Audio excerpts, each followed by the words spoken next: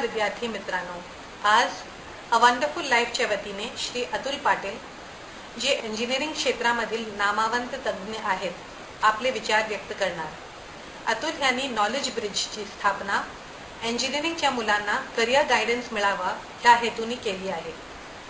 अतुल पाटील यांनी भारतीय आणि मल्टीनॅशनल कंपन्यांमध्ये महत्त्वाच्या भूमिका पार पाडल्या।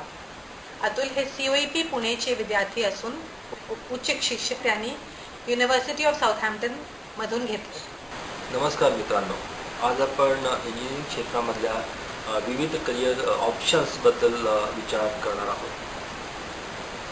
इंजिनिअरिंग करता करता आपल्या डोक्यामध्ये बरेच विचार येतात की कुठला करिअर पर्याय आपल्याकरता सुटेबल राहील, कुठल्या एरियामध्ये आपण आपलं करिअर सुरू केलं पाहिजे।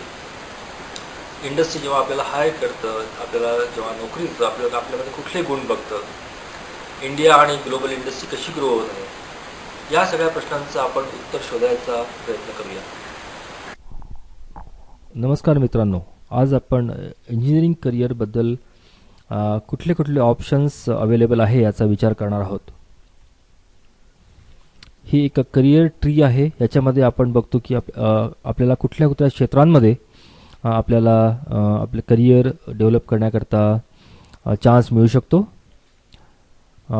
त्याच्यामध्ये बघितलं तर इंडस्ट्री, अकॅडमिक्स म्हणजे आपण चांगले टीचर बनू शकतो, कन्सल्टिंग कंपनीजमध्ये आपण काम करू शकतो, IT मध्ये आपण ग्रो करू शकतो स्वतःला, आणि गव्हर्नमेंटमध्ये पण बऱ्याच रिक्वायरमेंट आहेत।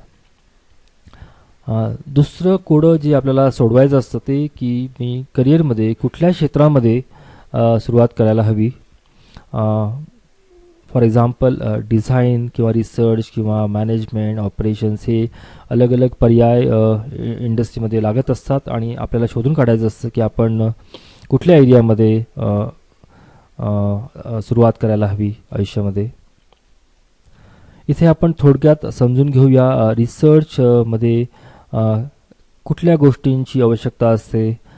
रिसर्चमध्ये जर तुमच्यामध्ये नवीन प्रिन्सिपल्सला शोधायची इच्छा असेल किंवा मॅथमॅटिक्स आणि सायन्समध्ये तुम्हाला जर रुची असेल तर रिसर्च हे तुमच्याकरता चांगलं पर्याय असू शकतो। सिमिलरली डेव्हलपमेंटमध्ये आपण रिसर्चचे रिझल्ट्स वापरतो आणि इंडस्ट्रीला लागणाऱ्या प्रोसेसेस डेव्हलप करत असतो। डिझाईनमध्ये आपण एखाद्या वस्तूचे, प्रॉडक्टचे टेक्निकल स्पेसिफिकेशन्स आपण अचीव करायचा प्रयत्न करत असतो।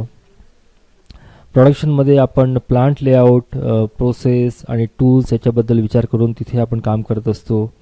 ऑपरेशन्समध्ये आपण वर्कफोर्स आणि मॅन्युफॅक्चरिंग याला कसं कंट्रोल करता येईल याचा विचार करत असतो।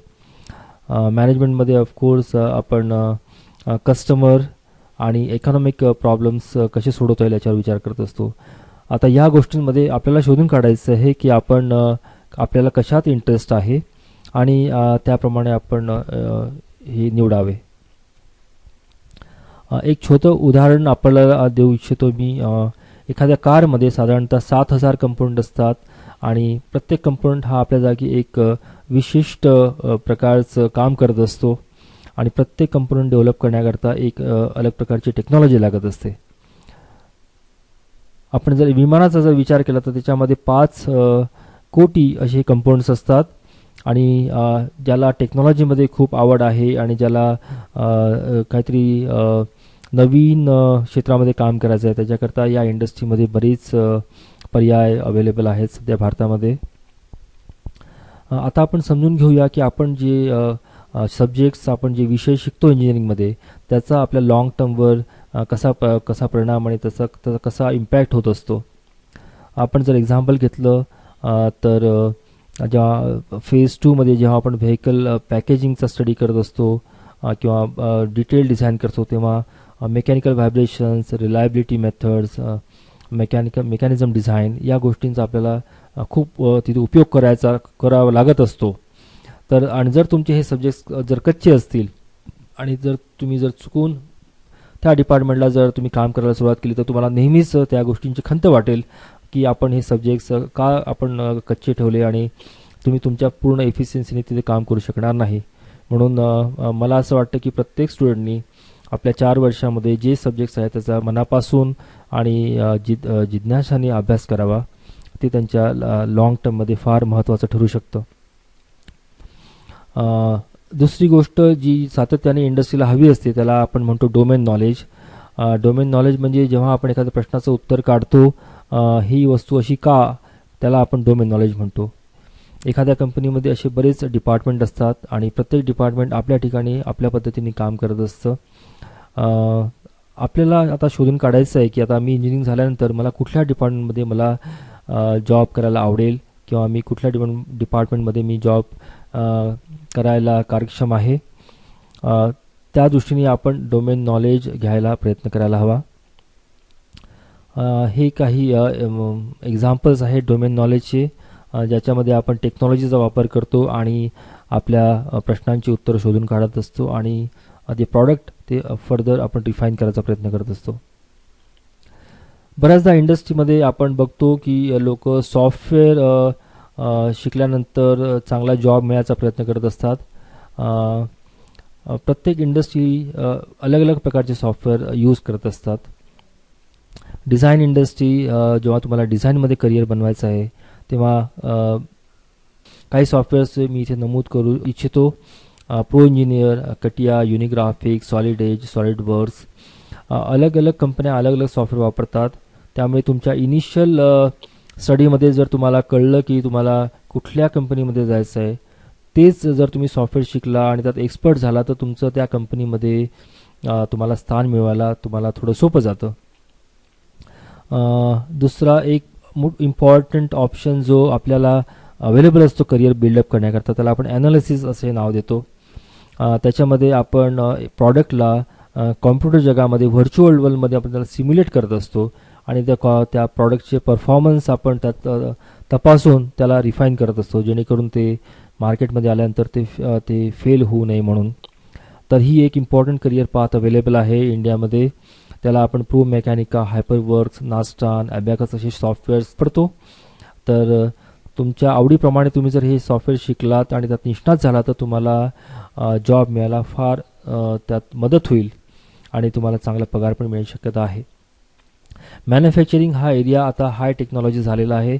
याच्यामध्ये पण बरेचसे असे टूल्स अवेलेबल आहेत जे आपल्याला प्लांट टाकण्याकरता किंवा प्लांटमध्ये त्यांचं ते थ्रूपुट आणि मॅक्झिमम प्रोडक्शन काढण्याकरता घ्यायला मदत करतात. काही सॉफ्टवेअरचे नावं म्हणजे डेल्मिया, आयग्रीप, हायपरफॉर्म, क्वेस्ट. याचा तुम्ही ज्यांना प्रोडक्शनमध्ये जायचं आहे त्यांनी या सॉफ्टवेअरचा थोडा अभ्यास करावा, जेणेकरून इंडस्ट्रीला तुम्ही हवेसे वाटाल. IT हा नेहमीच एक ग्रोईंग एरिया आहे करिअरमध्ये आणि PDIT म्हणजे प्रॉडक्ट डिझाईन IT हा एक नवीन एरिया 2005 पासून सुरू झालेला आहे. त्याच्यामध्ये मुलांना इंजिनिअरिंगमध्ये राहूनसुद्धा IT करिअर बनवता येतं. काही सॉफ्टवेअर्स म्हणजे विंडचिल, टीम सेंटर ही या एरियामध्ये वापरले जातात.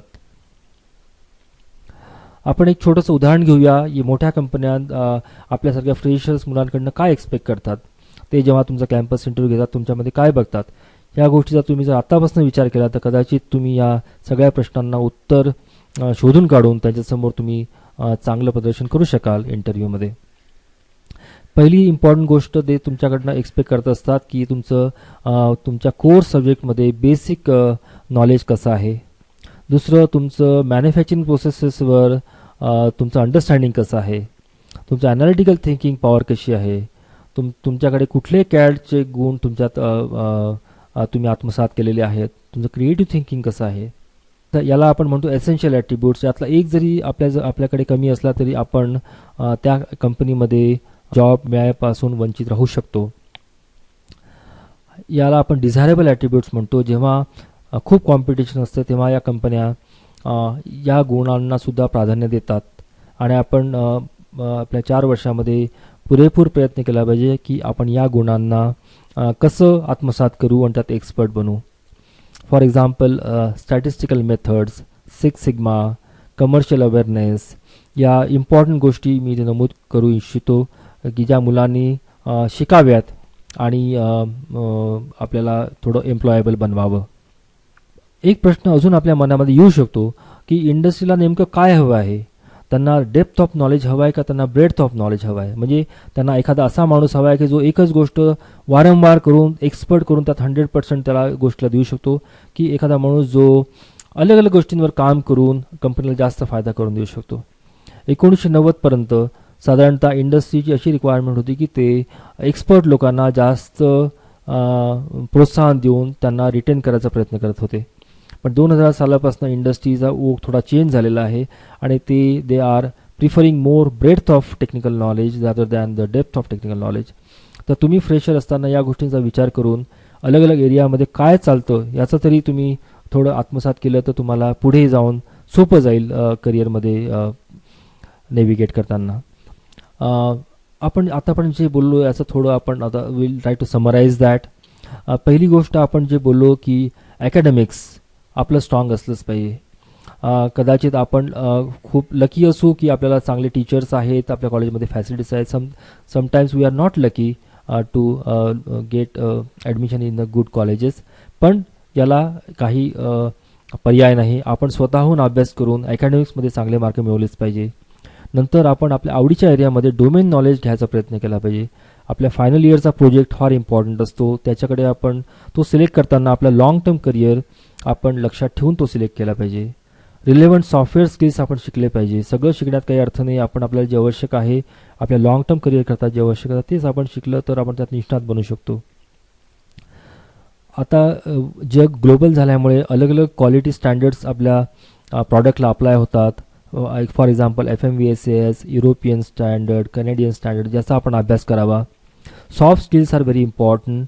आपण आपली मनात आलेली एखादी कल्पना आपण दुसऱ्यांना कशी मांडू शकतो आणि कसं आपण लोकांना काम करून घेऊ शकतो याला आपण सॉफ्ट स्किल म्हणतो. या गोष्टींना आजकाल बरंच महत्त्व देण्यात आलेलं आहे. प्रॅक्टिकल एक्सपिरियन्स, जेव्हा तुम्हाला तिसऱ्या वर्षामध्ये तुम्हाला इंडस्ट्रीमध्ये जाऊन ट्रेनिंग घ्यायचं असतं तेव्हा कुठलं ट्रेनिंग तुम्हाला जास्त कामात पडेल तुमच्या long term point of view याचा विचार करून ते ट्रेनिंग घ्यावं. जनरल नॉलेज आणि टेक्नॉलॉजी ही फार फास्ट चेंज होत चालली आहे, त्याच्याकडे आपण दुर्लक्ष करून चालणार नाही.